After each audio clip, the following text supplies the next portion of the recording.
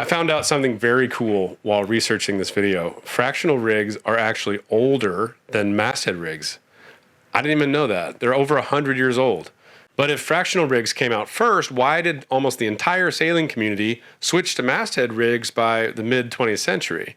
And why are now everybody switching back to fractional rigs? Today we're going to talk about all of that. By the end of this video, you're going to understand why some boats have fractional rigs, some boats have masthead rigs, and what the differences are if you're choosing a boat, or maybe even your boat can come with either one and you're not sure which one to pick. This video is for you. At the end of the video, I'll give you my opinion as usual, and you'll see why I prefer masthead rigs for the offshore work. Are you ready to learn? Let's go.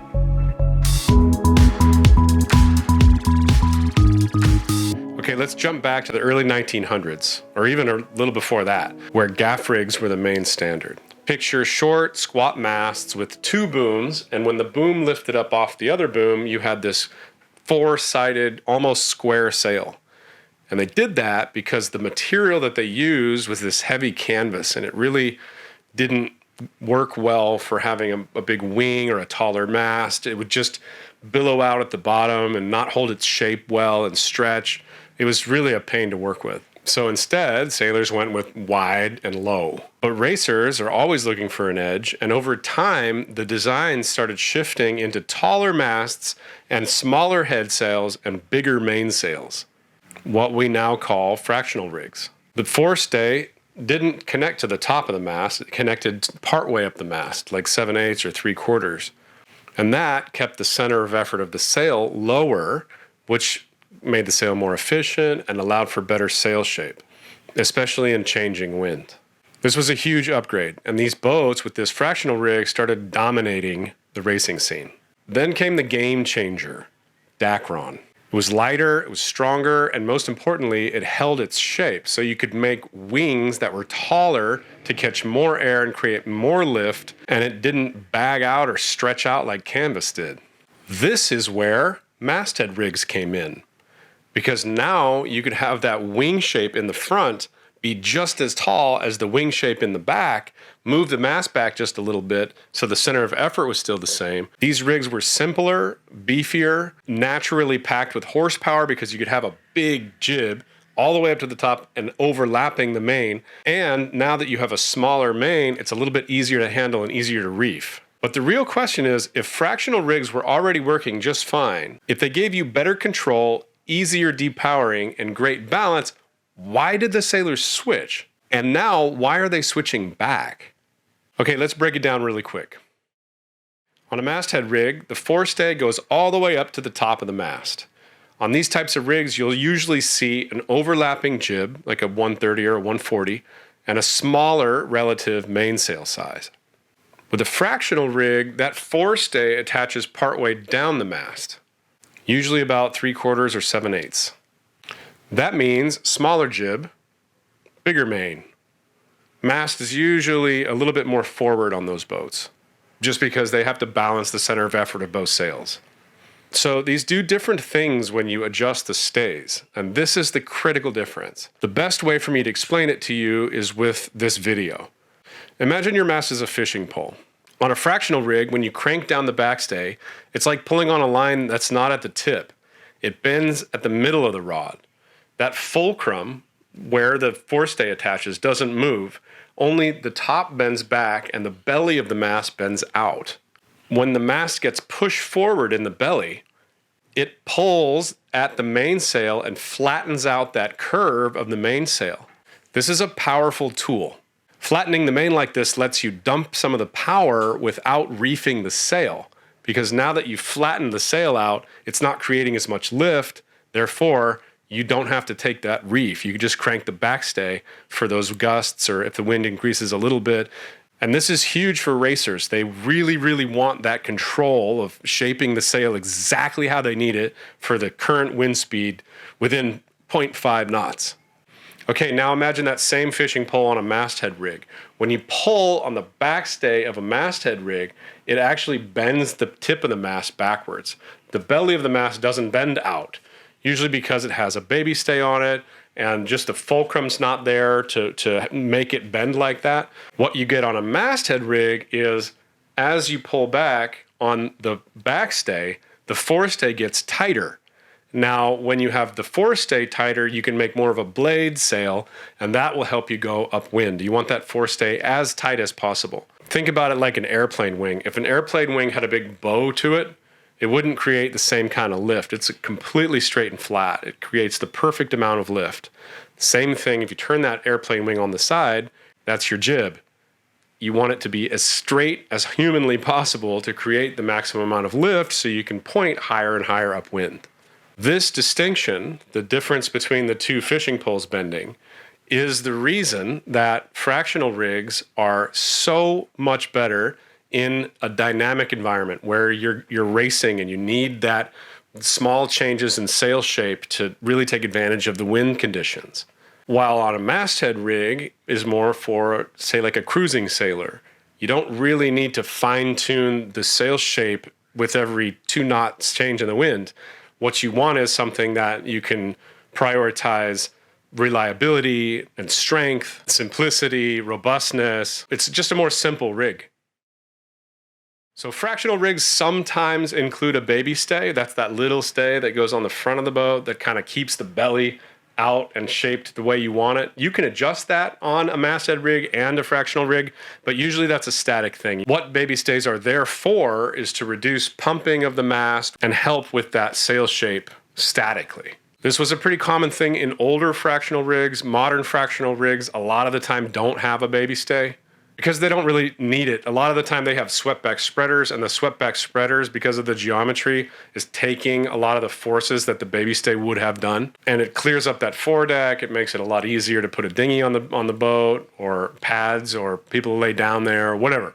It just makes for a cleaner, easier, cheaper setup. One important difference that we haven't covered yet is the way that the chain plates are set up. That is how all of the shrouds, that's the athwart ship's cables that hold up the mast, forward to back are stays, side to side are shrouds. So those shrouds on a masthead rig come down to 2 separate chain plates on each side. You've got the cap shrouds and the intermediate shrouds going to one chain plate, and then the lowers going to another chain plate. A lot of the time on a fractional rig, because of the swept back spreaders, if you do have lowers and intermediates and uppers, they're all on the same linear line athwartships, so they can all go into the same chain plate. That makes it simpler, lighter, much cheaper, because now you only have one place to bed into the hull, one place to make the deck stronger so it can take the brunt of that movement. You don't have to worry about having a bulkhead in both spots that you can nail that chain plate into. And it's really good for boats where weight is critical, because now you've gotten rid of a lot of beefed up parts and steel pieces. Obviously it makes it lighter. But here's the implications of that. If you have a single chain plate setup, your mast is relying heavily on swept back spreaders and tighter rigging tension. This makes it a lot more important for your rig to be tuned perfectly. Just one of these multiple pieces of wire out of tune will lead to excessive movement, mast pumping, wear, and premature rig failure, or at least increased risk of that. By contrast, in the masthead rig, having chain plates is inherently stronger, and one of them a little farther aft in the boat can take some of that forward pull of the forward sail and take that load down low. Obviously, if something breaks, if one of the shrouds breaks, you've got a little bit more redundancy. Mast might have a little bit higher chance of staying up. It would be hard to prove that one, but at least you got 4 chain plates instead of 2. What this really means is the fractional rig needs a little bit more attention. It needs somebody that knows what they're doing, that can tune it perfectly, or has the money to have somebody check it every year or 2. The racers change out their whole standing rig every year. Whereas masthead rigs are a little bit more easy to kind of set it and forget it, which is exactly why more seasoned sailors prefer the masthead rig. Today, fractional rigs are the norm for racing yachts and high-performance boats. But why? The ability to bend the mast and flatten the sail and have that little blade jib in front really makes it better for upwind. The fractional rigs on a performance boat can usually point higher than its masthead rigged counterpart. It's also better for the rig weight and balance because that smaller jib means less loads on the sails, less loads on the rig, and less loads on the boat, allowing for lighter built boats and lighter built hull structures. Another place where fractional rigs really shine are catamarans and trimarans. That wide beam amplifies the rigging loads dramatically. If you had a masthead rig on a multi-hull, it would significantly increase the forestay tension. That would require a beefed up front end of the boat because now you're pulling on that crossbeam, so everything would have to be heavier. It would just make the boat a little more dangerous. Fractional rigs minimize that, so it's actually a better choice. What about these newer wide stern plumb bow boats? Can you rig those as a masthead? Technically, yes. Practically, not really. Let me explain. So like I said with the multi-hulls, if you put a masthead rig on a boat with a bigger jib, it creates a lot more load on that forestay. That means that you need more reinforcement and a heavier boat, and a heavier bow at least, for that to work. Also, with the balance of a boat that has a very wide stern, having a big genoa in the front pushes that center of effort forward, and now you've got the ass end of the boat working against the center of effort, and the genoa working against the center of effort as well.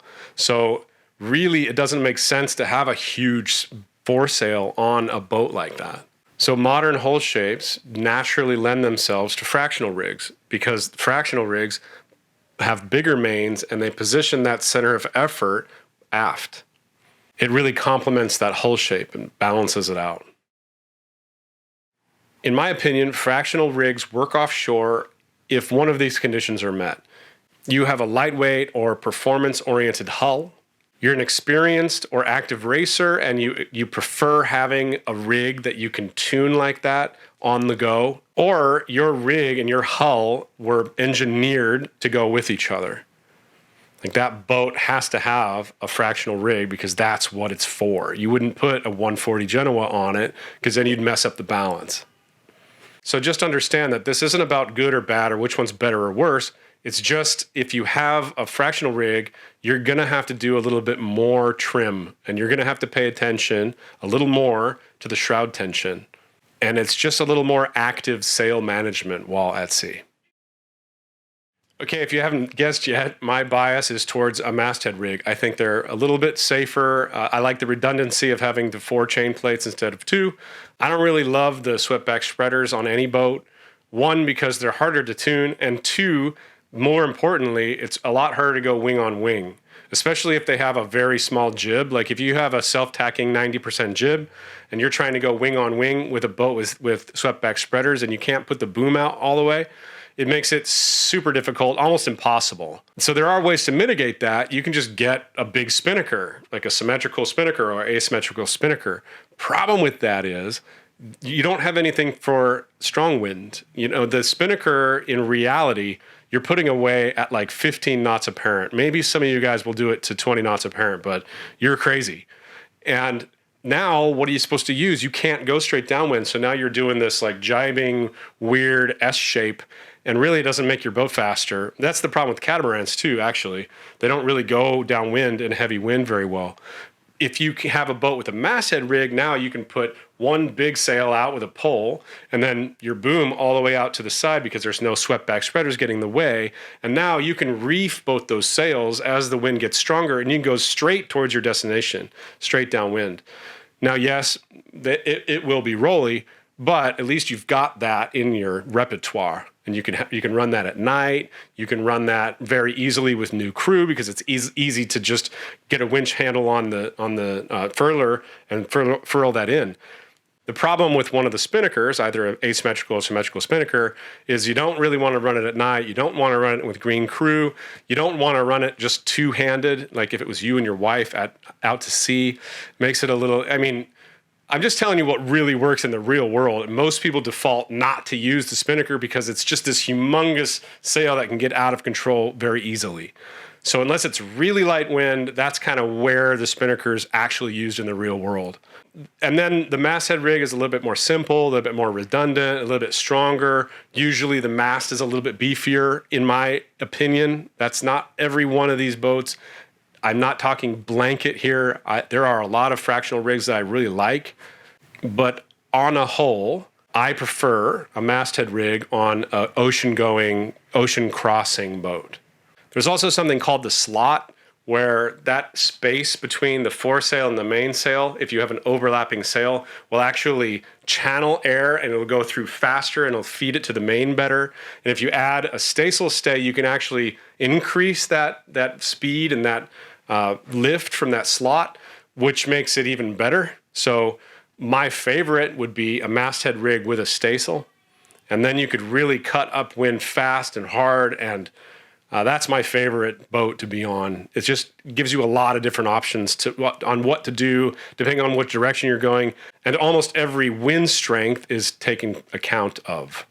Like if you made a circle of where you can sail and then checked off for different wind speeds, the masthead circle would have more green checks. The self-tacking jib, sweepback spreader, fractional rig circle has more red X's. It just doesn't have a sail for this configuration or for that configuration. You understand? So final word, in my opinion, after lots and lots of miles at sea, the simplicity wins out over the complexity for me. And for me, that's a robust masthead rig. Now it's your turn. What do you think? Masthead rig or fractional rig? Leave a comment below and let me know. And if you'd like to read more about this and many, many more topics, please pick up a copy of my book. It's on pre-order right now. It's called Be the Captain. It's got 140 chapters in it.